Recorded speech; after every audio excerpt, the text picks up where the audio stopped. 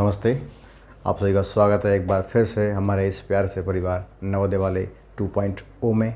उम्मीद करते हैं आप अच्छे होंगे, स्वस्थ होंगे, मस्त होंगे और तंदुरुस्त होंगे, ठीक है। और अपनी जवाहर नवोदय विद्यालय वरिष्ठ परीक्षा की तैयारी को आप ज़ोरों शोरों से कर रहे होंगे, ठीक है। और आज हम अपने अगले पेपर की और आपसे रूबरू हो रहे हैं।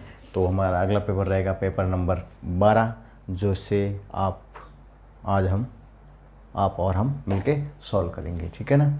तो जवाहर नवोदय विद्यालय प्रवेश परीक्षा जो कि आपकी 29 तारीख को है, ओके। एंड इसकी संपूर्ण तैयारी से संबंधित मॉडल पेपर आपके सामने हम ला रहे हैं पिछले 10 दिनों से, ठीक है। और आप भी उम्मीद करते हैं तैयारी कर रहे होंगे। और आगे बढ़ते हैं। क्या दे रखा है, ये पेपर पैटर्न है, इस प्रकार से पेपर आएगा, ठीक है। और जो तैयारी है वो बिल्कुल एकदम क्या है, निःशुल्क है। आप यूट्यूब पर हमारे चैनल को सब्सक्राइब करके आराम से अपनी इस तैयारी का लाभ उठा सकते हैं, ठीक है। बढ़ते हैं अगला क्वेश्चन, फर्स्ट क्वेश्चन, ठीक है। क्या दे रखा है, व्यंजक 1/2 प्लस कोष्टक 3/4 माइनस 3/8 कोष्टक बंद भाग 1/3। जब भी इस प्रकार का कोई क्वेश्चन आ जाए तो उस समय हमेशा एक बात ध्यान रखना, जो कोष्टक होगा वो सबसे पहले सॉल्व होगा। तो कोष्टक सबसे पहले सॉल्व करने के लिए क्या करना है, इसको सॉल्व करने का सबसे आसान तरीका क्या है, हमने आपको पहले बता रखा है। क्या है कि इस दोनों का क्या कर दो, मल्टीप्लाई, 8 चौक 32। फिर इस 8 को इस 3 से करो, 8 3 24, बीच में माइनस है, माइनस का माइनस, 8 4 3 12, ठीक है। हमने कर दिया। अब इधर क्या था, भाग था, भाग का भाग 1/3 का 1/3। इधर क्या है, प्लस का प्लस 1/2 का 1/2। अब इसको सॉल्व कर लो। 24 में से 12 गए, देखो 12 12 कितने होते, 24 होते। तो 24 में से 12 गए, पीछे कितने बचे, 12। नीचे कितना है, 32। इधर क्या है, भाग।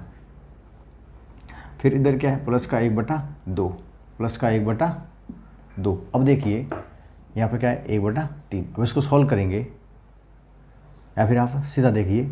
अब क्या करेंगे, अब जो सबसे पहले क्या होगा, डिवाइड वाला सॉल्व होगा।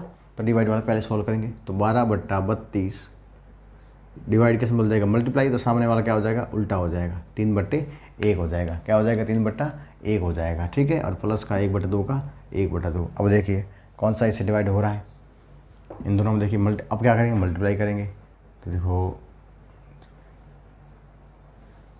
कितना हो गया, 12 36, 12 कितना हो गया, इसको इससे गुणा कर लो। यदि मान लो कोई डिवाइड नहीं हो रहा क्रॉस में, तो उसको क्या करो, डिनोमिनेटर को न्यूमरेटर से, मतलब हर अंश को अंश से और हर को हर से गुणा कर दीजिए। 12 36, नीचे कितना, 32 एकम 32, प्लस में कितना 1/2। अब इसको देखो, ये डिवाइड हो रहा है, 2 से कट गया ये 18 बार, 2 से ये कट गया 16 बार, ठीक है ना। देखो 4 का भाग इन दोनों के अंदर जा रहा है, सीधी सी बात। देखिए 4 का भाग 36 में गया 9 बार, 32 में गया 8 बार, मतलब इधर कितना है, 8/9। इधर है 1/2। तो 1/2 और 9/8 को क्या कर लो आप, जोड़ दो।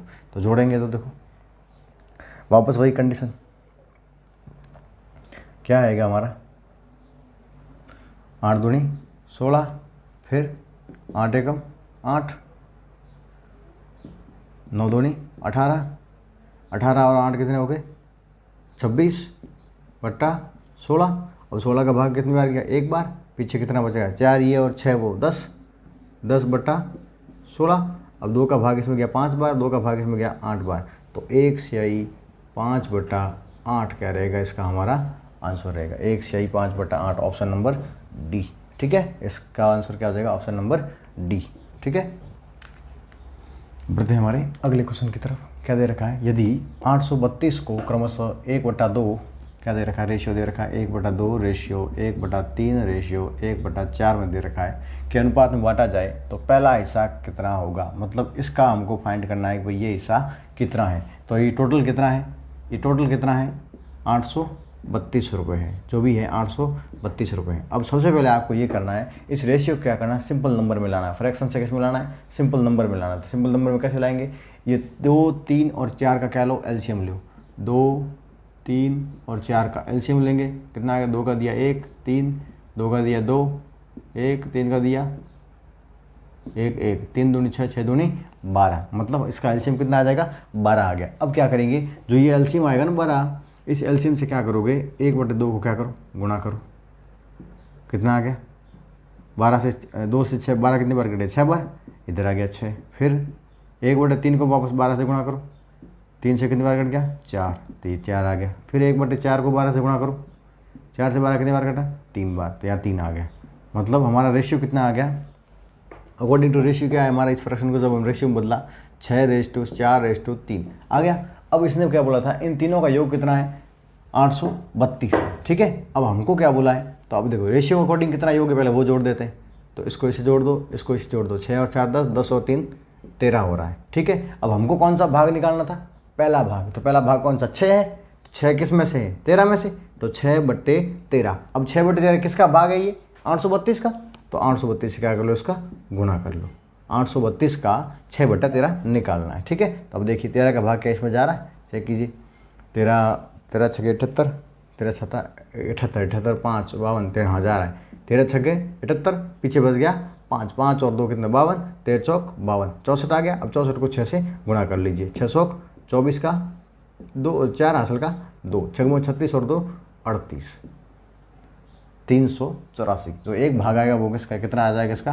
384, ठीक है ना। जैसे हमने किया है उसी प्रकार आपको करना है तो आसानी से हो जाएगा, ठीक है ना। ऑप्शन नंबर बी सही, ठीक है ना। और यदि समझ में नहीं आया तो एक बार आप रिवाइंड करके देख लीजिएगा, ठीक है ना, समझ में आ जाएगा। बढ़ते अगले क्वेश्चन, क्या दे रहा है, ए की आयु बी की आयु की 5 गुनी है, तो 9 वर्ष बाद ए तथा बी की आयु में 11 और 4 का अनुपात हो जाता है, तो बी की वर्तमान आयु क्या होगी। अब देखिए ए है ये, इधर है बी, क्या बोला है ए की आयु है वो बी की 5 गुनी है, मतलब बी की x है तो ए की कितनी हो जाएगी 5x, ठीक है। फिर क्या बोला 9 साल बाद, मतलब +9 इधर भी, +9 इधर भी और +9 इधर भी, ठीक है। फिर क्या बोला 9 साल इसमें भी जुड़ जाएंगे, 9 साल इसमें भी जुड़ जाएंगे, 9 साल बाद की आयु है पहले, अब कितनी थी 5x थी, लेकिन 9 साल बाद की बोल रहा है। 9 साल बाद क्या हुआ, ए तथा बी के आयु में कितना अनुपात हो गया 11:4 का अनुपात हो गया, कितना हो गया 11:4 हो गया। इसका मतलब ये समझेंगे कि A/B हम A/B को हम ऐसे लिख सकते हैं, A/B को क्या लिख सकते हैं A/B लिख सकते हैं, ठीक है। तो क्या करोगे A का कितना हमारा 5x + 9 अपॉन x + 9, ये B का है, ये है A की एज और ये क्या है B की एज। अब इसकी इक्वल टू में रेशियो कितनी थी 9 साल बाद 11/A की है 11, B की है 4, तो A के इक्वल टू में A रख दिया, B के इक्वल टू में B रख दिया। अब क्या करेंगे इक्वल टू का साइन है, अब क्या करोगे इसमें क्या करोगे क्रॉस मल्टीप्लाई, क्या करोगे क्रॉस मल्टीप्लाई, यहाँ कॉस्टक में लीजिए इसको और क्या करेंगे क्रॉस मल्टीप्लाई, इस 4 को पूरे कॉस्टक से मल्टीप्लाई करो, 4 से 5 गुणा क्या कितना हो गया 4 पंजे 20x, प्लस का प्लस 4 9 36, फिर बराबर का बराबर, फिर क्या है 11 को x से गुणा किया 11x, फिर 11 को 9 से किया 11 9 99 हो गया ये। अब देखिए यहाँ है 11x, यहाँ है 20x। अब देखो x को एक साइड ले जाओ, क्योंकि हमको क्या चाहिए x की वैल्यू चाहिए, क्यों, क्योंकि हमें क्या मानी थी उसकी एज कितनी मानी थी x मानी थी ना, जो b था उसकी आयु कितनी मानी थी हमने x मानी थी, तो हमको क्या चाहिए x की वैल्यू चाहिए, सीधी सी बात है। तो क्या करेंगे इस x को क्या करो x को एक साइड ले आओ, नंबर को एक साइड ले आओ, तो 36 क्या आ जाएगा इधर आ जाएगा और ये x इधर चला जाएगा, ठीक है। तो 36 का है प्लस का है, इधर जाके क्या हो जाएगा माइनस का हो जाएगा, ये प्लस का है इधर जाके क्या हो जाएगा माइनस का हो जाएगा। तो 20x - 11x = 99 - 36, तो 9 में 6 गया 3, 9 में 3 गया 6, 63 आ गया, इधर कितना आ गया 9x, कितना आ गया 9x, 20 में से 11 गया कितने बचे 9x। अब हमको क्या चाहिए x की वैल्यू, x के साथ में 9 क्या है गुणे में है, इधर जाके क्या हो जाएगा डिवाइड में, तो 63 में 9 का भाग देंगे कितना आ जाएगा 7 वर्ष। इसका मतलब b की आयु कितनी है हमारी 7 वर्ष, कितनी है 7 वर्ष, b की आयु कितनी है हमारी 7 वर्ष, ऑप्शन नंबर सी सही, ठीक है, ठीक है, इस तरीके से हो जाएगा। बढ़ते हैं अगले क्वेश्चन की तरफ। संख्या 9,48,754 में कौन सी संख्या घटाई जाए कि पूरी संख्या 6 से विभाजित हो जाए। तो सीधी सी बात है, कुछ नहीं करना है, जो संख्या दे रखी है ना उसके अंदर पहले है ना पूरा 6 का भाग दो, 8 7 5 4, 6 का भाग दो और जो नीचे रिमाइंडर में बचेगा ना उसको इसमें से घटा देना, उसको इसमें से घटा देना, तो वही हमारा क्या होगा आंसर, ठीक है। तो 6 का भाग दीजिए, 6 का भाग 6 में 9 में कितना आ गया एक बार, नीचे बचा 3, 4 आ गया, 6 पंजे 30, 6 पंजे 30, पीछे आ गया 4, फिर आ गया 8, 8 6 48, 8 6 48, नीचे आ गया 0, अब आ गया 7, 6 का भाग गया एक बार, नीचे आ गया 1, फिर 5 आया, 6 दूनी 12, पीछे आ गया 3, अब आ गया 4,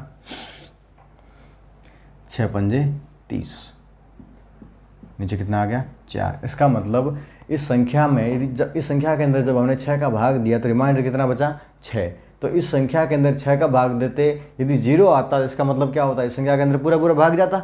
तो इसका मतलब यदि 4 नहीं आए, सिर्फ 0 आए नीचे, इसका मतलब पूरा पूरा भाग जाएगा। तो इन 4 को क्या करो, इस नंबर से क्या करोगे, घटा दोगे, तो ये संख्या जो आएगी वो क्या होगी, हमारी 6 से पूरी तरह विभाजित होगी। इसमें मतलब 4 घटाने पर ये संख्या पूरी है जो किससे डिवाइड हो जाएगी, 6 से विभाजित हो जाएगी। किससे डिवाइड हो जाएगी, 6 से विभाजित हो जाएगी। जैसे मान लो ये 4 आप यहाँ से काट दोगे तो यहाँ पे कितना आएगा, 0 आएगा। और इस 0 को यदि मान लो आप यहाँ पर ले जाकर रखेंगे तो देखो 6 पंजे 30 का टेबल बोलेंगे, नीचे क्या आएगा, 0 आएगा। इसका मतलब इसमें से कौन सा कितना कम करें हम, इस संख्या में 4 कम करेंगे तो ये संख्या पूरी 6 से विभाजित हो जाएगी। सीधी सी बात, रिमाइंडर जो बचता है उसको ही हम क्या करेंगे, कम करने से क्या होता है, वो संख्या वो पूरी विभाजित हो जाती है जिससे हमने डिवाइड किया है। Option number B, option number B, ठीक है। नेक्स्ट अगला क्वेश्चन क्या देखा है, प्रशांत एक फ्रिज लेकर आया, 5000 में खरीदता है मतलब सीपी कॉस्ट प्राइस, कितने में खरीदा, 5000 में। फिर क्या बोला, तथा उस पर क्रय मूल्य का 20% उसकी मरम्मत पर खर्च करता है। इसका मतलब क्रय मूल्य कितना था इसका, 5000 था। अब उसका 20% किसका, सीपी का 20% किस पे खर्चा करता है, मरम्मत पर खर्च करता है, मरम्मत पे, ठीक है। फिर क्या है, अब यह उस पर 20% लाभ कर रहा था, अब उसको प्रॉफिट होता है वापस 20%, ठीक है। तो बेचना चाहे तो उसे फ्रिज कितने रुपए में बेचना चाहिए, मतलब कुल मिला क्या फाइंड करना है हमको, एसपी बतानी है कि भाई कितने में बेचेगा कि उसको कितना वो 20% का प्रॉफिट हो। अब देखो समझने वाली बात यह है कि देखो क्या कर देंगे, अब देखो जब कोई मरम्मत करवाता है ना तो वो मरम्मत का खर्चा भी किस में काउंट होता है, सीपी के अंदर, मतलब क्रय मूल्य के अंदर काउंट होता है। क्यों, क्योंकि जब तक हम कोई चीज़ बेचेंगे नहीं उससे पहले जितना खर्चा होगा वो सारा हमारी क्रय मूल्य के अंदर जुड़ेगा, क्योंकि वो सब हमारे घर से दिया, हमने हमारे खुद से जेब से दिया है ना, तो वो हमारा एक तरीके से क्या खरीदी गई वस्तु पर किया गया खर्चा है, तो वो सब किस में आएगा, सीपी में काउंट होगा। तो इसने क्या किया, 5000 में तो वो खरीद के लाया, प्लस 5000 का 20%, तो किस पे खर्चा कर दिया, तो 5000 का 20% मतलब ये निकाल लो, 0 से 0 गया, सॉरी 20 से गया एक बार, 20 से कटा 5 बार, 5 से 5 कट गया एक बार, कितना आया, 1000 रुपये इसने मरम्मत पे खर्चा किया, 5000 में ये लाया था। इसका मतलब अब ये जो सही चीज़ खरीद के लाया वो कितने में लाया, ये 6000 में लाया, मतलब ओरिजिनल सीपी क्या है इसकी, ओरिजिनल सीपी 6000 है। अब इसको क्या करना, 20% का प्रॉफिट कमाना है, सीधी सी बात है। प्रॉफिट कितना कमाना है इसको, 20%, और प्रॉफिट निकलता किस पर है, सीपी पर। तो नॉर्मल बस सीपी का क्या निकाल लो अपन, 6000 का 20%, तो 20/100, 20 हो गया एक बार, इसमें कटा 5 बार, ठीक है। अब 5 से 60 कट गया 12 बार, कितना आ गया, 1200 रुपये। मतलब प्रॉफिट है वो कितना आएगा, इसको 20% के हिसाब से कितना, 1200 रुपये कमाना है। कितना कमाना है, 1200 रुपये कमाना है। इसका मतलब खरीद के लाया है 6000 में, खरीद के लाया है 6000 में, अब इसको बेचना है, मतलब प्रॉफिट कितना कमाना है, 1200। तो सीधी सी बात है, 1200 जोड़कर ही बेचोगे तभी तो 1200 रुपये कमा पाओगे, वरना तो कहाँ से मिलेगा, समझ में आ रही है। तो 6000 में तुम खर्च कर दिया सीपी है।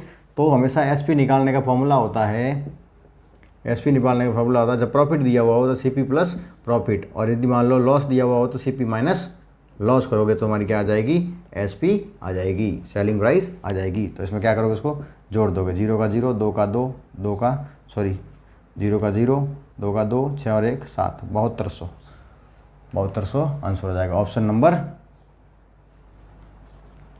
नंबर डी, ठीक है। अगला क्वेश्चन, एक रेलगाड़ी 90 किलोमीटर प्रति घंटा की चाल से चलते हुए स्पीड कितनी ट्रेन की, 90 किलोमीटर पर आवर। फिर क्या बोला, चलते चलते हुए 80 मीटर प्लेटफॉर्म को कितने समय में पार कर लेगी, जबकि रेलगाड़ी की लंबाई प्लेटफॉर्म की लंबाई की आधी है। अब देखो प्लेटफॉर्म की लंबाई कितनी है, 80 मीटर, ठीक है। और जो रेलगाड़ी आ रही है, जो ट्रेन आ रही है, उसकी लंबाई कितनी है, देखो रेलगाड़ी की लंबाई प्लेटफॉर्म की आधी है, मतलब ये 80 है तो ये कितनी हो जाएगी, 40 मीटर।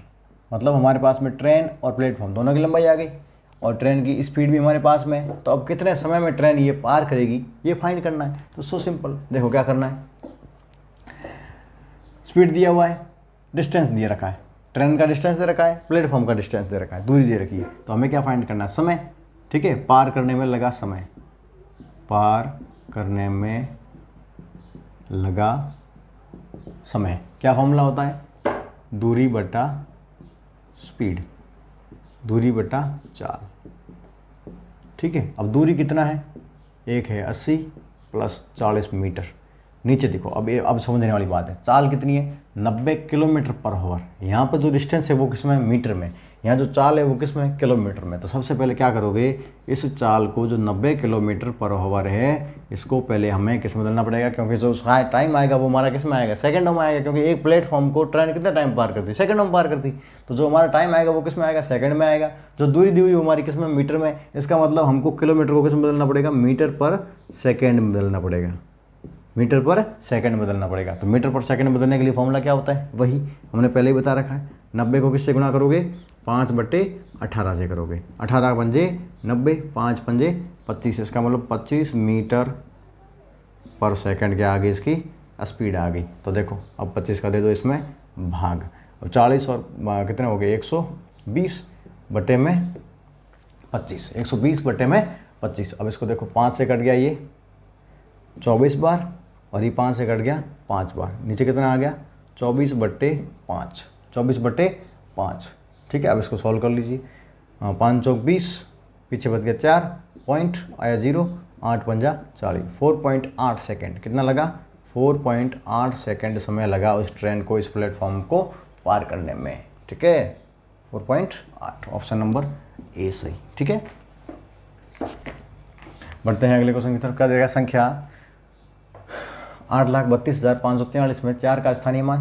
देखो पहली संख्या है उसमें 4 का स्थानीय मान, इस संख्या में 4 का स्थानीय मान कितना है, 4 के बाद एक अंक है 40 है। फिर क्या बोला, तथा संख्या इसके अंदर जो संख्या दे रखी है इसमें 8 के स्थानीय मान में कितना अंतर है, मतलब इस संख्या के 4 इस संख्या के 8 के बीच में कितना अंतर है, मतलब इन दोनों के संख्याओं के स्थानीय मानों का कितना अंतर है। इसमें 4 का स्थानीय मान और इसमें 8 का स्थानीय मान का अंतर कितना है। तो देखिए 8 का कहाँ है, ये रहा 8, 8 के बाद कितने डिजिट है, 1 2 3 4 5 डिजिट है। तो मतलब 8 का स्थानीय मान कितना हो जाएगा इस संख्या में, 8 के बाद 5 0, 8 के बाद 5 0। बस अब बड़ी संख्या कौन सी, ये है, छोटी ये है, तो इसमें से घटा दो, ठीक है।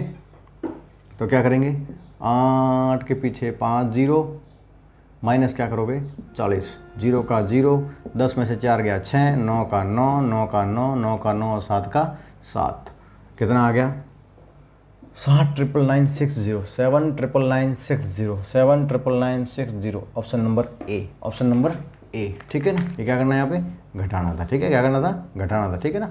7,999,60 करना क्या था, एक संख्या के 4 का और दूसरी संख्या के 8 का स्थानीय मान का अंतर निकालना। बढ़ते हैं अगला क्वेश्चन की तरफ। व्यंजक 120 × 40 भाग 20 प्लस 20 का मान क्या होगा। तो सबसे जरूरी बात ये है, सबसे पहले क्या करना है, डिवाइड करना है, डिवाइड के बाद मल्टीप्लाई होगा, मल्टीप्लाई के बाद में एडिशन होगा, ठीक है। तो देखो सबसे पहले डिवाइड कर दीजिए, 20 का भाग 40 में गया कितनी बार, 20 दूनी 40, 2 बार गया, ठीक है। फिर इधर क्या बचा 20, इधर क्या है 120। अब देखो पहले मल्टीप्लाई होगा तो इन दोनों गुणा कर लो, 12 दूना 24, 0 का 0 प्लस का 20, 240 में 20 जुड़ा कितना आ गया 260, ऑप्शन नंबर सी, ठीक है। इसमें ज़्यादा कोई सोचने वाली बात है नहीं, बहुत सिंपल क्वेश्चन। बढ़ते हैं अगले क्वेश्चन की तरफ। क्या दे रखा है, राम और श्याम की आय में 5:8 का अनुपात है, ठीक है ना। मतलब एक है राम, दूसरा है श्याम, उसकी इनकम का, किसका, इनकम का अनुपात है 8:5। फिर क्या बोला, यदि राम की आय 400 रुपये है, मतलब राम की आय कितनी है 400 रुपये है। फिर क्या बोला, तो दोनों की आय का योग कितना होगा, मतलब इसकी आय यहाँ से निकालो और फिर इसका इतना योग कितना आएगा, ये पूछ रहा है।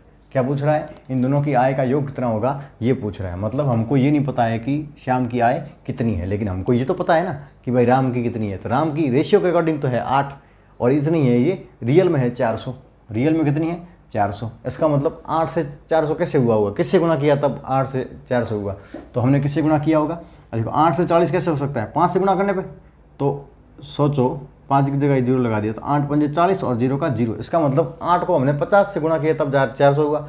तो वही रेशियो में क्या होता है, उसकी वैल्यू सेम होती है, ठीक है ना। तो इसको 50 से इसको भी करोगे तो इसकी आई आ जाएगी। तो रेशियो के अंदर इसकी वैल्यू क्या होनी चाहिए, चेंज नहीं होनी चाहिए, रेशियो हमेशा बराबर नंबर में आगे बढ़ता है या घटता है। तो देखिए 5 पंजे 25 और 0 का 0, मतलब 450 और 250 कितने हो गए 650 रुपये इसकी इनकम है। बहुत सिंपल तरीके से आपको करवा दिया, इसमें कोई ज़्यादा सोचने की बात नहीं है, ठीक है ना।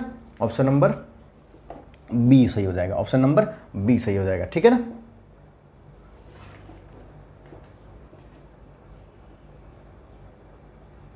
ठीक है, बढ़ते हैं हमारे अगले क्वेश्चन की तरफ। एक आदमी अपनी मासिक आय का 30% किराए पर, इस क्वेश्चन को हम थोड़ा आपको डिटेल में करवाते ताकि आपको समझ में आए। देखो, एक है राम, एक कौन है, राम, एक है श्याम। एक की आयु है 8, एक की आयु है 5 रेशियो में, ठीक है।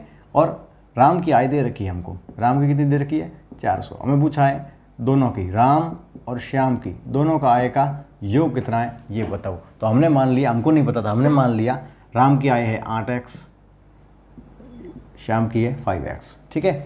अब हमको क्या दिया हुआ है 400 है, तो राम की आय क्या है 8x है, 8x इक्वल टू कितना है 400 है। तो यहाँ से x की वैल्यू फाइंड कर लेंगे, तो x की वैल्यू फाइंड करेंगे क्या आएगा, 400 का क्या देंगे, इसमें 8 का भाग दे देंगे, तो कितना आएगा 4 का भाग 8 का भाग 40 में कितनी बार 5 बार, और 0 का 0, मतलब x की वैल्यू कितनी आ गई 50 आ गई। हमने वही जो पिछले तरीका किया उसी तरीके से, लेकिन थोड़ा अलग से, ठीक है ना, करने का तरीका अलग है। 50 आ गया, अब 50 आ गया, x की वैल्यू तो हम क्या 5 में रख सकते हैं, तो 5 के अंदर x की वैल्यू रखेंगे तो कितना हो जाएगा 250 आ जाएगा। अब जब हमारे पास में इसकी आय आ गई, इसकी हमारे पास थी, तो दोनों को क्या कर लो जोड़ दो, 400 प्लस 250 को कितना आ जाएगा 650, ठीक है, ऑप्शन नंबर बी, ठीक है।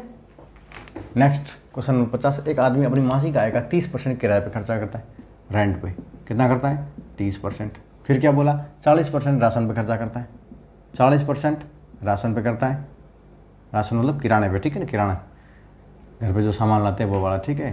किराए पे इतना करता है, राशन पे इतना करता है। फिर क्या बोला शेष कितने बचते हैं उसके पास में, शेष बचते हैं। अब जो ये तो खर्चा किया वो किस में किया, परसेंटेज में किया, ठीक है। अब जो पीछे शेष बचा वो कितना है 480 रुपये शेष बचे, ठीक है। शेष 480 वो पढ़ाई पर करता है। अच्छा, 480 जो बच गए ना उसका क्या करता है, पढ़ाई पे खर्चा करता है। कैसे पर करता है, पढ़ाई पे खर्चा करता है, बच्चों की पढ़ाई पे, ठीक है। तो उस आदमी की मासिक आय कितनी है। अब देखो सोचने वाली बात ये है, इसने खर्चा कितना किया 30%, ये 40% ये, टोटल कितना किया 70% खर्चा इसने किस पे कर दिया, किराने और राशन, सॉरी किराया और राशन पे कितना कर दिया 70% कर दिया। मतलब कोई भी अपनी आय पूरी अपने आप में क्या होती है 100% होती है। तो जब 70% इसने यहाँ पर कर दिया तो 70 में से 100 गया, सॉरी 100 में से 70 गया, कितना बचा इधर 30%। 30% इसने के लिए क्या शेष कौन सा बचा 30% बचा, और इसने बोला कि नहीं शेष कितना है 480 रुपये। तो हमने क्या फाइंड किया यहाँ से कि 30% की वैल्यू किसके बराबर है, 30% की वैल्यू कितनी बराबर है, 30% की वैल्यू बराबर है 480 रुपये के बराबर है। समझ में आई बात। तो हमारी जो कुल आय कितनी है वो अपने आप में आय कितनी होती है 100% होती है अपने आप में, ठीक है। तो बस हमको क्या करना है 30% की वैल्यू हमारे पास में है तो 1% की वैल्यू फाइंड कर सकते हैं 480 बटा 30%। अब हमको क्या चाहिए 100% की चाहिए, तो 1% की वैल्यू हमारे पास में आ गई तो 100 के निकालने के लिए क्या करोगे 100 से मल्टीप्लाई कर लो, 100 कर दिया, 0 से 0 कट गया, 16 दिया 48 और 16 एकम 16, डबल जीरो के डबल जीरो, मतलब उसकी इनकम कितनी थी 1600 रुपये, कितनी थी 1600 रुपये। ऑप्शन नंबर डी सही हो जाएगा, ठीक है ना। बहुत सिंपल तरीके से करवाया, ज़्यादा इसमें कोई इसमें टेंशन लेने वाली बात नहीं है। यदि आपको मतलब समझ में नहीं आता तो आप उसे एक बार और रिवाइंड करके देख लीजिएगा, आपको समझ में आ जाएगा, ठीक है, बेहतर तरीके से समझ में आएगा। अगला क्वेश्चन बढ़ते हैं 51 नंबर। यदि किसी धनराशि पर 6% वार्षिक ब्याज की दर से 6 माह का साधारण ब्याज 660 रुपये हो तो वह धनराशि क्या है। वो धनराशि क्या है मतलब क्या है, मूलधन फाइंड करना है भैया। वह धनराशि मतलब हमने कितना रुपये उधार दिया था ये पूछा है। तो मूलधन ज्ञात करने का फॉर्मूला क्या होता है, सिंपल सी बात है, मूलधन ज्ञात करने का फॉर्मूला क्या होता है, ब्याज गुणे में 100 डिवाइड में टाइम गुणा रेट, बस ये होता है। ब्याज कितना दे रखा है 660 गुणे में 100 डिवाइड में टाइम कितना है 6 महीने। अब हमेशा ध्यान रखना ब्याज काउंट होता है वो होता है साल पर, ठीक है। तो हमको क्या करना है इस महीने को क्या करना साल में बदलना है। तो साल में बदलने क्या करेंगे 12 का भाग देंगे, क्योंकि एक साल के अंदर 12 महीने होते हैं। तो 12 का भाग देंगे, 6 का 6 में गया एक बार, 12 में गया 2 बार, मतलब कितना आ गया 1/2 वर्ष आ गया। कितना आ गया 1/2 वर्ष हमारा टाइम आ गया। तो देखो 1/2 लिख दिया, मल्टीप्लाई बाय रेट कितना था 6%, तो 6 का 6। अब 2 से 6 कितनी बार कट गया 3 बार। यहाँ का फंडा क्लियर, नीचे सिर्फ 3 बचा है। अब आगे 3 से ये 66 कितनी बार कट गया 22 बार, 22 3 66 होता है, ठीक है।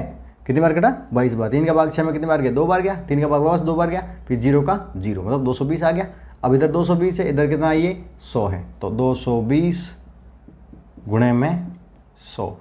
22 का पड़ा एक बार बोलो कितना आ जाएगा 22 आएगा। 1 2 3 0 काउंट करके पीछे लगा दो 22,000।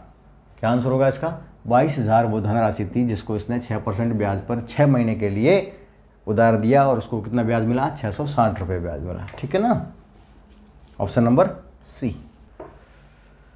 सफलता पाने के लिए हमें पहले ये विश्वास करना होगा कि हम यह कर सकते हैं। बिलीव इन योर सेल्फ, ठीक है ना, बिलीव ऑन योर सेल्फ। खुद पे विश्वास होना बहुत ज़रूरी है। ठीक है ना, कोई भी काम करो, पढ़ाई करो, किसी काम में भी मन लगाओ, यदि आपका मन होगा, आपके ऊपर खुद का विश्वास होगा, तो आपके ऊपर खुद का बिलीव होगा, तो अब तभी आप क्या होगे उस काम में सफल हो सकते हो, वरना आप उस काम में सफल होना थोड़ा मुश्किल हो जाएगा। ठीक है ना, क्योंकि आपको काम करने की ऊर्जा कहाँ से मिलती है, अपने मन से मिलती है। ताकत कहाँ से मिलती है, मन से मिलती है। जब आपका मन ही नहीं मान रहा है कि मैं ये काम कर सकता हूँ, तो आप कैसे कर पाओगे। जो आपका मन होता है उसके ऊपर भी आपका नियंत्रण होना बहुत ज़रूरी है। तो इस बात से क्या मुझे समझ में आया कि सफलता पाने के लिए क्या करना है, हमें पहले तो खुद मानना है कि मैं कर सकता हूँ। आई विल डू, मैं भी करूँगा, मैं कर सकता हूँ, आई कैन डू। ठीक है ना, आई कैन डू दिस, मैं ये कर सकता हूँ, ये आपको मन में होना चाहिए। हमेशा ये भाव होगा तो आप कोई भी काम को सफल कर जाओगे। ठीक है ना, एक बार सोचना तो पड़ेगा ही पड़ेगा। ठीक है, और इस बच्चे की तरह मुस्कुराते रहिए, हंसते रहिए, खेलते रहिए और पढ़ाई करते रहिए। आगे देखिए क्या दे रखा है, क्वेश्चन नंबर 52। 5 आदमी 80 खिलौने 24 दिन में बना सकते हैं, तो 36 आदमी 30 दिन में कितने खिलौने बना सकते हैं। पहले देखो क्या निकालना है, खिलौने निकालना है। क्या निकालना है, खिलौने निकालना है। तो बहुत सिंपल तरीके से करेंगे, देखना। देखो जो खिलौने निकालना है तो खिलौनों को सबसे साइड में देना, इधर इस साइड में, सबसे साइड में खिलौने आएंगे। ऊपर क्या दे रखा है, 5 आदमी दे रखे हैं। आदमी कितने हैं, मैन लिख देते हैं, मैन। आदमी कितने हैं 5। फिर कितने दिन लगे 24 दिन, मतलब डेज। ठीक है, कितने दिन लगे 24 दिन। कितने खिलौने बनाए, टॉयज। कितने बनाए 80 खिलौने बनाए। इसका मतलब इन्होंने काम कितना किया, टोटल क्या निकालना है, इसकी कैपेसिटी निकालनी है। भाई ये 24 दिन के अंदर 5 जनों ने कितना काम किया, टोटल कितना काम किया। हमको खिलौने तो बनाए, हमको पता चल गया, लेकिन कितनी कैपेसिटी कितनी है, इन्होंने कितना काम किया। तो क्या करोगे, 24 को इससे गुणा किया, कितना हो गया 24 पंजे 120। मतलब इन्होंने क्या किया है, इनकी वर्क पावर क्या है 120। कैपेसिटी इनकी क्या है 80 खिलौने बनाने की है। ठीक है ना, 120 वर्क कैपेसिटी में उसने क्या किया 80 खिलौने बनाए हैं। 120 की कैपेसिटी क्या किया इन्होंने, क्या किया है 80 खिलौने बनाए हैं। 5 जनों ने मिलकर 24 दिन के अंदर क्या किया है 80 खिलौने बनाए हैं। तो देखो इनकी वर्किंग कैपेसिटी क्या है 120 बराबर 80। तो एक की वैल्यू हम फाइंड कर सकते हैं। एक की वैल्यू कितनी आ जाएगी 80 बटा 120। पहले यहाँ तक रुक जाओ। अब दूसरा क्या पूछा इसने, 36 आदमी और 30 दिन। अब देखो 36 आदमी और 30 दिन, ये मैन और ये दिन। 36 आदमी और ये 30 दिन, मतलब अब इन्होंने कितना काम किया। यहाँ पर तो कितना काम किया 120 काम करके क्या किया इन्होंने 80 खिलौने बनाए। तो यहाँ पर ये कितना काम कर रहे हैं, देखो एक काम का ये कितना बना रहे हैं खिलौने 80 बटा 120 खिलौने बना रहे हैं। एक काम करके ये कितना कमा रहे हैं, सॉरी कितना खिलौने बना रहे हैं 80 बटा 120 खिलौने बना रहे हैं। तो इन्होंने यहाँ पर कितना काम किया है, तो उतने से उतने दिन लगेंगे, सीधी सी बात है। इनको एक काम करने में इतने खिलौने बना रहे हैं, तो इतना काम करके कितना खिलौने बनाएंगे। तो पहले क्या करो, इनको मल्टीप्लाई करके फाइंड कर लीजिए। हाँ 30 या 90 36 18 18 108, कितना आ गया 108 आ गया। इसका मतलब 120 काम करके ये 80 खिलौने बनाते हैं, तो एक काम करके ये कितना बनाएंगे 80 बटा 120, तो 108 इनके पास कैपेसिटी है। तो 108 से कितना बनाएंगे, एक की कैपेसिटी कितनी है खिलौने बनाने की, मतलब एक वर्क कैपेसिटी के हिसाब से कितना खिलौने बना सकते हैं 80 बटा 120। तो 108 के हिसाब से कितना बना सकते हैं, तो 80 बटा 120 गुणा में 108। अब देखिए 12 का भाग इसमें कितनी बार गया 10 बार गया, 12 का भाग इसमें 9 बार गया। ठीक है, और 10 का भाग 80 में 8 बार गया, और 8 का भाग 9 में 72 बार गया। इसका मतलब ये लोग जो 36 आदमी 30 दिन के अंदर 72 खिलौने बना सकते हैं। कितने, सॉरी 72 नहीं, एक मिनट हो, अरे यार 10 से 8 बार,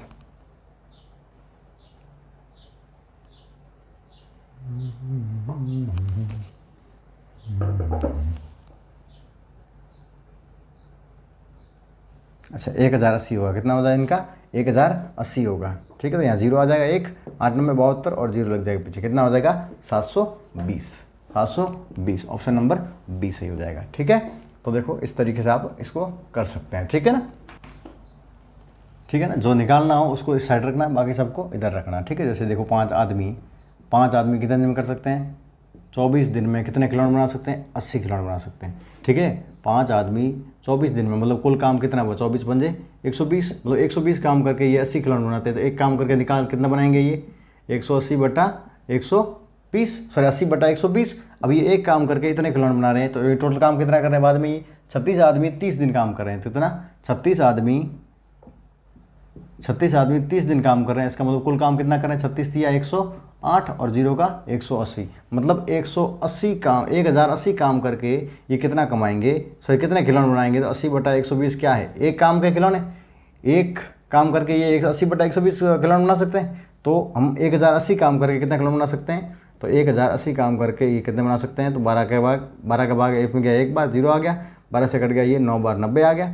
अब 10 से 80 कट गया 8 बार, और 8 से 90 72 और 0 का 0, 8 9 72 का 0 का 0, ऑप्शन नंबर बी सही हो जाएगा। ठीक है, बढ़ते हैं अगले क्वेश्चन की तरफ।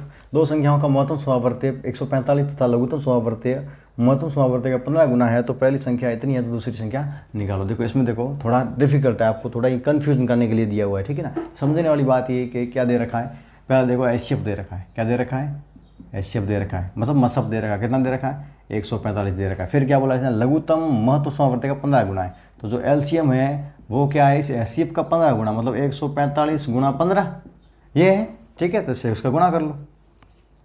ठीक है, एक बार इसको इसी में रहना दो, कोई प्रॉब्लम नहीं। ठीक है, फिर क्या बोला, यदि एक संख्या 435 है तो दूसरी संख्या फाइंड करो, तो वही हमारा फॉर्मूला होगा, एलसीएम गुणा एचसीएफ इक्वल टू क्या होता है, नंबर फर्स्ट गुणा नंबर सेकंड। अब हमको क्या है, नंबर एक तो दे दिया, दूसरी नहीं दी, तो देखो एक तो कौन सी दे दी है। अब देखो एलसीएम कितना है हमारा 145 गुणा 15 हमारा क्या है एलसीएम है। फिर एचसीएफ कितना है 145 है, 45 है। फिर क्या बोला है, एक नंबर कितना है 435 है, 435 गुणा दूसरी कौन सी नहीं है, तो n2 का n2 रख दिया हमने। अब क्या करना है, n2 की वैल्यू फाइंड करनी है, तो इसको इधर ले जाना पड़ेगा, तो ये इधर साथ गुणा में, इधर जा क्या हो जाएगा डिवाइड में, तो 435 क्या आ जाएगा इसके डिवाइड में। अब इसको सॉल्व कर लीजिए।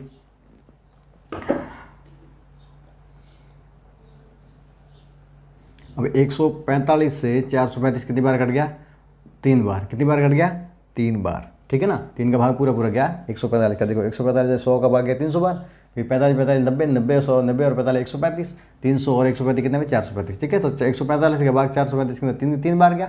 अब 3 का भाग 15 के अंदर 5 बार गया। अब बचा क्या 145 गुणा 5, 145 गुणा 5, 5 पंजे 25 असल का 2, 520 और 2 22 का 2 असल का 1, 5 1 5 और 1 6, 625, 625 ऑप्शन नंबर सी सही हो जाएगा। ठीक है ना, हमारी दूसरी संख्या क्या होगी, दूसरी संख्या होगी हमारा ऑप्शन नंबर सी 625। यदि 1/3 किग्रा की कीमत 40 रुपये है तो 300 ग्राम की कीमत क्या होगी। अब क्या बोला है, 1/3 किग्रा मतलब 1 किलो का 1/3 भाग का मूल्य कितना है 40 रुपये, सॉरी कितने हैं 40 रुपये। इसका मतलब समझे 1 किग्रा का 1/3 भाग, तो हमेशा 1 किग्रा का क्या होता है 1 किग्रा में कितने ग्राम, क्योंकि देखो हमको किसमें 300 ग्राम का पूछ रहा है ना, तो पहले ये बताना चाहिए कि 1 किग्रा मतलब 1 kg का 1/3 है, क्या है 1/3 किसका 1/3 किग्रा की कीमत, 1/3 किग्रा की कीमत मतलब किलो का 1/3, किलो का 1/3। तो किग्रा के अंदर देखो ग्राम कितने होते हैं 1000, 1000 का 1/3, तो 1000 का 1/3 कितना होता है, तो सॉल्व कर लीजिए। 1000 को ऊपर जाएगा कितना आ जाएगा 1000/3। ठीक है, ये हमारा क्या आ गया 1000 का, ये है 1000 का 1/3 आ गया। इसकी कीमत कितनी है 40 रुपये, कितनी है 40 रुपये। हमें कितना निकालनी 300 ग्राम की, तो 1000/3 ग्राम की कीमत है 40 रुपये, तो 1 ग्राम की कीमत कितनी हो जाएगी 40 बट्टे में 1000/3। समझ के बात को इतना। अब हमको कितना निकालनी 300 ग्राम की, तो 300 ग्राम कीमत की वैल्यू कितनी हो जाएगी, तो 40/1000/3 गुणे में 300 ये है। अब इसको सॉल्व करेंगे तो सबसे पहले ध्यान रखना जो ये 40 दे रखा है ना, ये 40 को 40 रहेगा, ये 100 जो 1000/3 है ये ऊपर जाके क्या हो जाएगा 3/1000, क्योंकि ये क्या है डिवाइड में था, गुणे में बदल क्या हो जाएगा उल्टा हो जाता है, रेसिप्रोकल हो जाता है, और मल्टीप्लाई में कितना है 300 है। अब देखिए 00 से 00 गए, 0 से 0 गए, बचा क्या 3 तिया 9, 9 चौक 36, मतलब कितना आएगा हमारे 36 रुपये। 300 ग्राम की कीमत कितनी होगी 36 रुपये होगी। 300 ग्राम का रुपये कितना होगा 36 रुपये होगा। ठीक है ना, बहुत सिंपल तरीके से करवाया है। ठीक है, समझ लीजिएगा। अगला क्वेश्चन क्या दे रखा है, एक आयत का परिमाप उस वर्ग के परिमाप के बराबर है जिसकी भुजा 20 मीटर है। यदि आयत की लंबाई 30 है तो आयत का क्षेत्रफल निकालिए। अब देखो दो चीज़ दिया हुआ है, एक तो दिया हुआ आयत, एक है वर्ग। ठीक है, वर्ग कौन सा जिसकी भुजा कितनी है 20, और इन दोनों में बराबर क्या है परिमाप। परिमाप क्या है बराबर है, जो परिमाप स्क्वायर का है वही परिमाप किसका है रेक्टेंगल का है। फिर और क्या दिया है, और भुजा कितनी 20 दे दी, और आयत की लंबाई दे रखी है। जो ये आयत है ना इसकी जो लंबाई है वो दे रखी है 30 मीटर। अब बताओ आयत का क्षेत्रफल फाइंड करो। आयत का क्या करना हमको क्षेत्रफल फाइंड करना है, ये चीज़ें तो बराबर है। अब देखो सबसे पहले समझने वाली बात ये है, आयत का परिमाप फाइंड करना है हमको, क्या करना है क्षेत्रफल फाइंड करना। क्षेत्रफल फाइंड करने का फॉर्मूला होता है लंबाई गुणा चौड़ाई। हमारे पास में लंबाई तो है लेकिन चौड़ाई नहीं है, ब्रेथ नहीं है। तो ब्रेथ नहीं है तो हमें क्या करना पड़ेगा ब्रेथ फाइंड करनी पड़ेगी। तो फाइंड करने के लिए हमको हमारे पास क्या होना चाहिए परिमाप होना चाहिए, क्योंकि परिमाप इसका और इसका बराबर है। तो जब वर्ग की एक भुजा 20 दे रखी है तो क्या इसका हम परिमाप फाइंड कर सकते हैं, बिल्कुल फाइंड कर सकते हैं। परिमाप क्या होता है वर्ग का 4 गुना भुजा, तो 4 गुना 20 करोगे तो कितना आ जाएगा 80 आ गई इसका परिमाप। इसका परिमाप कितना आ गया 80 आ गया। किसका वर्ग का परिमाप कितना आ गया 80 आ गया। तो रेक्टेंगल का परिमाप क्या होता है 2 गुणा लंबाई प्लस चौड़ाई इक्वल टू कितना है इसका 80 है। वर्ग का भी आयत का भी क्या होता है सेम है ना, इन दोनों का परिमाप क्या इक्वल है। तो इसके फॉर्मूले में हमने क्या कर दिया 80 को बराबर में रख दिया। अब हमारे पास में क्या दे रखा था लेंथ दे रखी है ना, तो कोई बात नहीं, हमारे क्या चाहिए लेंथ और ब्रेथ की वैल्यू चाहिए हमें। तो 2 इधर ले आओ, 2 इधर ले आएंगे तो क्या देंगे इसका 2 का भाग देंगे, 2 गुना में थे तो क्या हो जाएगा भाग में, कितना आ जाएगा 40। इसका मतलब लेंथ और ब्रेथ का बराबर कितना है 40 है। हमको ये पता है कि हमारी जो लंबाई है वो कितनी है 30 है, लंबाई कितनी है 30 है। तो इसका मतलब लंबाई 30 है, टोटल दोनों का योग कितना है 40 है। तो 40 में से क्या हो जाएगा, यदि मान लो ब्रेथ फाइंड करना है तो 30 में से क्या करोगे 40 में से 30 को क्या करोगे जो लंबाई है वो वाली घटा दोगे, कितना बचेगा पीछे 10 बचेगा। 10 हमारी क्या आ जाएगी चौड़ाई आ जाएगी। अब हमें क्या फाइंड करना था आयत का एरिया, लेंथ इंटू ब्रेथ, 30 गुणा 10, 10 3 एकम 3, 300 वर्ग मीटर 300 वर्ग मीटर। ऑप्शन नंबर ए सही, ऑप्शन नंबर ए सही हो जाएगा, ऑप्शन नंबर ए सही। एक आयत का परिमाप उस वर्ग के हो गया। अगला 56 क्वेश्चन, ए किसी काम का 1/3 भाग 6 दिन में करता है, बी उसी काम का 2/3 भाग 12 दिन में करता है, तो दोनों मिलकर उस काम को कितने दिन में करेंगे। तो इस क्वेश्चन को हमने कई बार किसी ने भी तरीके से कराया, आपको सिंपल ये ध्यान रखना है।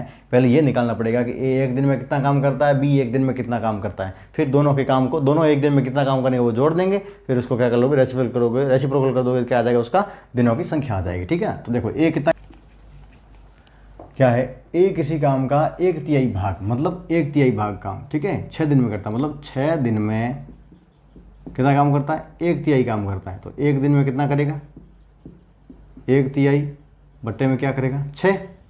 जब इसको सॉल्व करेंगे तो 1/3 और ऊपर जाएगा 6 सॉरी कहाँ आ जाएगा 1/6 में, तो कितना आ जाएगा 1/18 काम वो ए करता है। ए 1 दिन में कितना करता है 1/18 काम करता है। फिर बी कितना करता है,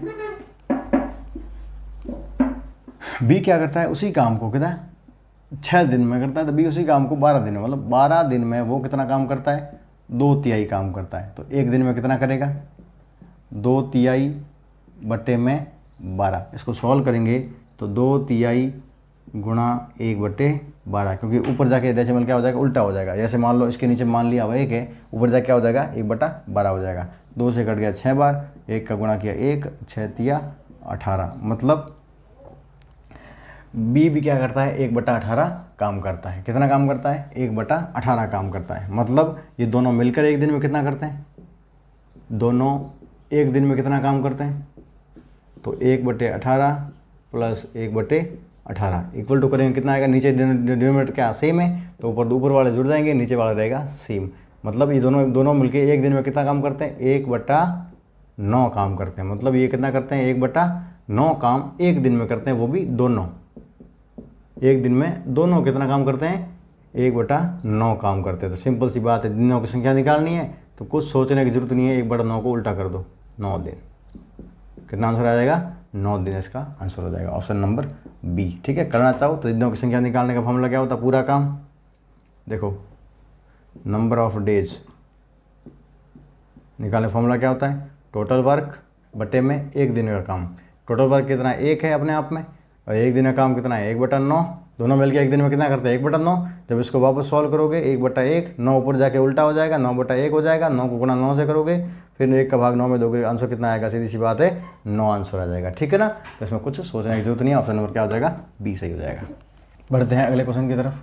क्या दे रखा, शीला 142.50 रुपये लेकर बाजार गई। टोटल रुपये कितने उसके पास में, 142 रुपये 50 पैसे। ठीक है, ये कुल रुपये उसके पास में है, ये लेकर वो बाजार गई। फिर क्या बोला, यदि उसने 18 रुपये प्रति दर्जन की दर से 36 केले खरीदे। 18 रुपये प्रति दर्जन के हिसाब से, मतलब एक दर्जन का कितना, एक दर्जन का 18 रुपये। ठीक है, कितने केले खरीदे, 36 केले खरीदे। अब एक बात समझने की बात है, 36 केले हैं तो 36 किलो को दर्जन में बदलेंगे, क्योंकि हमने खरीदा किस हिसाब से, दर्जन के हिसाब से खरीदा है। तो 36 किलो को 36 किलो के हिसाब से थोड़ी पैसे देंगे, दर्जन के हिसाब से देंगे। तो हमको पता है कि एक दर्जन में कितने होते हैं केला, 12 केला होता है, तो 12 तिया 36 का मतलब दर्जन कितने खरीदे, 3 दर्जन केले खरीदे। ठीक है ना, तो 3 दर्जन का निकालना है, एक दर्जन का 18 है, 3 का निकालना है, तो 18 से 3 को क्या करोगे, गुणा। 18 तिया 54 रुपये इसने केलों पे खर्चा किया। ठीक है ना, साथ साथ में करते जाओ। फिर क्या बोला है, 2.5 रुपये प्रति कॉपी की दर से 16 कॉपियाँ खरीदी उसने। कितनी कॉपियाँ खरीदी, 16 कॉपी खरीदी। मतलब एक कॉपी का उसने दिया है 2.5 रुपये, 2.50। ठीक है ना, 2.50 रुपये उसने कॉपियों पर खर्चा किया एक कॉपी का। ठीक है, प्रति कॉपी के हिसाब से कितनी खरीदी उसने, टोटल कॉपियाँ खरीदी है 16, तो 16 कॉपी का रुपया कितना हो जाएगा, 2.5 गुणा 16। अब इसको क्या कर लो, गुणा 16 एकम, 16 0 0, 16.80, 0 हल्का 8, 16 2 32, 32 और 8 40। डेसिमल कितने बाद था, 2 के बाद, तो 2 के बाद डेसिमल लग गया। मतलब इसने कॉपियों पे खर्चा कितना किया, 40 रुपये का खर्चा इसमें किया कॉपियों पे, और केलों पे कितना किया, 54 रुपये का। फिर क्या बोला, तथा 28 रुपये 50 पैसे परिवहन, मतलब किराया, घर से बाजार जाने के लिए और बाजार से घर आने के लिए। कुल कितना किराया खर्च किया इसने, किराया कितना खर्चा किया, 28 रुपये 50 पैसे। फिर बोले अब उसके पास कितने पैसे बचे। तो सबसे पहले तो क्या करो, कुल पैसे हमारे पास में है, उससे कोई प्रॉब्लम नहीं। ठीक है, तो सबसे पहले ये करो कि आपको कुल खर्चा निकालना है। तो कुल खर्चा कैसे निकालेंगे, देखो केले पे कितना खर्चा किया इसने, केले पे किया है 54 रुपये, 0 0, पैसे 0 में रुपये पूरे। ठीक है ना, अब कॉपियों पे कितना किया है, 40 रुपये, अब भी 0 0। फिर किराए पे कितना किया है, 28 रुपये और 50 पैसे। ठीक है, इन सब को जोड़ दो, ये क्या है हमारा खर्च है। टोटल खर्च को जोड़ दो, और जो टोटल रुपए लेके गया था उनमें से खर्च घटा दोगे तो हमारे पास में बचत आ जाएगी, शेष कितना है वो आ जाएगा। ठीक है ना, तो देखो 0 का 0, 5 का 5, 8 और 4 12 का 2, असल का 1, 9 और 4 6 4 10, 10 और 2 12, 122 रुपये 50 पैसे। ये टोटल क्या किया है, खर्चा किया है। 122 रुपये 50 पैसे का क्या किया है, खर्चा किया। अब कुल रुपये कितने थे इसके, 142 थे, उसमें से 122 रुपये 50 पैसा खर्चा कर दिया, तो कुल कितने पैसे बचे, 50 में से 50 गया 0, 2 में से 2 गया 0, 4 में से 2 गया 2 और 1 का 1, मतलब 20 रुपये कितने बचे शेष उसके पास में, 20 रुपये शेष बचे हैं। ऑप्शन नंबर बी सही हो जाएगा, ऑप्शन नंबर बी सही हो जाएगा। ठीक है, बढ़ते हैं अगले क्वेश्चन की तरफ। एक घनाभ की लंबाई उसकी चौड़ाई से 20 मीटर अधिक है, ऊंचाई चौड़ाई से आधी है। यदि घनाभ की चौड़ाई 16 है तो घनाभ का आयतन कितना होगा। अब देखो एक घनाभ दे रखा है, क्या दे रखा है, घनाभ की दे रखी क्या है, लंबाई दे रखी है, चौड़ाई है और ऊंचाई है। अब देखो सब किसके ऊपर आधारित है, क्या दिया हुआ हमको, यदि घनाभ की चौड़ाई 16 मीटर है। घनाभ की चौड़ाई कितनी है, 16 मीटर है। क्या बोला है, 16 मीटर क्या है इसकी घनाभ की चौड़ाई है। फिर क्या बोला था, पहला क्या बोला था, घनाभ की लंबाई उसकी चौड़ाई से 20 अधिक है। क्या है, जो लंबाई है वो चौड़ाई से 20 अधिक है, मतलब +20, 16 में 20 जोड़ो कितना हो जाएगा, 36, मतलब लंबाई कितनी होगी हमारी 36 मीटर होगी। ठीक है, आगे फिर क्या बोला, ऊंचाई चौड़ाई की आधी है। ऊंचाई क्या है, वो चौड़ाई से आधी है। आधी है मतलब 16 का आधा कितना होता है 2, सॉरी 2 का भाग देंगे कितना आ जाएगा 8, मतलब ऊंचाई है 8। अब हमारे पास लंबाई चौड़ाई ऊंचाई तीनों आ गई। क्या बोला, घनाभ का आयतन फाइंड करना है। तो आयतन फाइंड करने का फॉर्मूला क्या होता है, लंबाई गुणा चौड़ाई गुणा ऊंचाई। लंबाई कितनी है 36 गुणा चौड़ाई कितनी है 16 और ऊंचाई कितनी है 8। अब इसको सॉल्व कर लीजिए। 16 8 है 128 गुणे में 36। अब 128 गुणे में 36 सॉल्व कर लियो। 8 6 48 का 8 असल का 4, 6 दूनी 12 और 4 16 का 6 असल का 1, 6 कम 6 6 और 1 7 गुणे का गुणा 3 8 दिया 24 असल का 2, 3 दूनी 6 और 2 8, 3 एकम 3 और 1 3 6 2 8 हो गया, 3 एकम 3, 8 का 8 6 6 10 को 0 असल का 1, 8 और 8 16 असल को 1, 4608 रुपये। कितना आएगा आयतन कितना 4608 मीटर क्यूब मतलब 4608 4608 ऑप्शन नंबर सी सही हो जाएगा। ठीक है, अगला क्वेश्चन, निम्नलिखित में से कौन सी संख्याएं आरोही क्रम में है। अब देखो आरोही क्रम बताना, आरोही क्रम मतलब बढ़ता क्रम। आरोही क्रम मतलब क्या होता है, बढ़ता क्रम, मतलब सबसे पहले छोटा फिर लास्ट में सबसे बड़ी संख्या आएगी। ठीक है, छोटे से बड़े क्रम में आपको अरेंज करना है। ठीक है, तो देखिए इनमें सबसे पहले देखिए क्या दे रखा है, सब में 11 11 11 है। ठीक है, अब 11 के बाद में देखो सबसे पहले क्या छोटी आनी चाहिए, इधर 0 है, इधर 1 है, इधर 0 0 है, ये 1 है। देखो इन सब में ये संख्या सबसे छोटी है। ठीक है, लेकिन कहाँ आ रही है सबसे लास्ट में, तो ये तो गलत हो जाएगा। फिर इसमें देखिए 12 12 12। ठीक है, 2 5 देखो सब बराबर है, इसके बाद 2 है, इसके बाद 3 है, इसके बाद 3 है। ठीक है, तो सबसे छोटी कौन सी हुई हमारी, यही हुई। उसके बाद में इन दोनों में ये छोटी, ये इन दोनों में ये छोटी है, ये सबसे बड़ी है। तो ऑप्शन नंबर कौन सा हो जाएगा, ऑप्शन नंबर बी हो जाएगा। आरोही क्रम में कौन सा है हमारा, ऑप्शन नंबर बी सही हो जाएगा। बाकी क्या है गलत है। देखिए 14 14 14, लेकिन यहाँ पर देखिए 5 आ गया, इधर देखो 4 आ गया, 2 आ गया। इसका मतलब डेसिमल के बाद में बड़ा डिजिट ये है, इसका मतलब ये बड़ी संख्या है, तो बड़ी तो पहले आने नहीं चाहिए, गलत हो गया। फिर 10 10 10 10 सब में, लेकिन यहाँ 7 है, यहाँ 1 है, इसका मतलब देखिए छोटी संख्या तो ये होनी चाहिए, ये तो बड़ी है। ठीक है ना, मतलब ये भी छोटी है लेकिन सबसे बड़ी तो संख्या ये है, ये पहले कहाँ से आ गई, तो ये भी क्या हो जाएगा, गलत हो जाएगा। ऑप्शन नंबर बी सही हो जाएगा। ठीक है ना, हमेशा ध्यान रखना, बड़ी संख्या चेक करने के लिए सबसे पहले तो देखना डेसिमल के बाद में, जो डेसिमल के बाद जो डिजिट लगा हुआ ना वो सबसे इंपॉर्टेंट होता है। इस तरफ से आपको देखते हुए जाना है। ठीक है, और इसमें यहाँ से इधर जाओगे और इधर में डेसिमल से इधर जाओगे। ठीक है ना, इधर जो डिजिट जो बड़ा होगा वो फ्रैक्शन नंबर क्या होती है, बड़ी होती है। ठीक है, यदि यहाँ पर बराबर है तो अगला चेक करो, ये बड़ा होगा तो वो नंबर क्या होगा, बड़ा होगा। ठीक है ना, ऐसे। ठीक है ना, अगला देखिए क्या दे रखा है, 6/20 के समतुल्य क्या होगा। समतुल्य मतलब परसेंटेज में दे रखा सभी, तो 6/20 को क्या करना है हमें, 6/20 को क्या करना है, परसेंटेज में बदलना है। क्या करो, 100 से गुणा कर लो। 100 से गुणा करेंगे, देख लीजिए 100 से गुणा करेंगे, देखो 20 से 100 कितनी बार कट गया, 5 बार, 5 6 30 बार, 30% क्या होगा इसका, ऑप्शन नंबर डी हो जाएगा। Option number D. तो ये हमारा है आज का ये लास्ट क्वेश्चन, यहाँ समाप्त होता है और सेशन भी यहीं समाप्त होता है। उम्मीद करते हैं आपको हमारी ये क्लास पसंद आई होगी, अच्छी लगी होगी। यदि आपको सही से समझ में आई है तो अपने जैसे और बच्चों को इस क्लास को शेयर करें। ठीक है, और पसंद आया तो लाइक करें और आगे शेयर भी करें और सब्सक्राइब जो करना मत भूलिएगा, क्योंकि जब भी हम वीडियो बनाएंगे आपको आसानी से नोटिफिकेशन मिल जाएगा। ठीक है ना, और आपका धन्यवाद, thank you for the watching and contact any problem. ठीक है, यदि कोई प्रॉब्लम हो आपको किसी क्वेश्चन में या किसी में डाउट हो तो आप हमें इस नंबर पे कांटेक्ट कर सकते हैं। ठीक है, और ये हमारी जो तैयारी है बिल्कुल क्या एकदम निःशुल्क है, पूरा ही पूरा क्या है कोर्स, ये पूरा निःशुल्क है। ठीक है, thank you, best of luck, good luck and तैयारी करते रहिए। 29 अप्रैल आ रही है, एग्ज़ाम कमिंग सून। ठीक है, तैयारी में लग जाइए।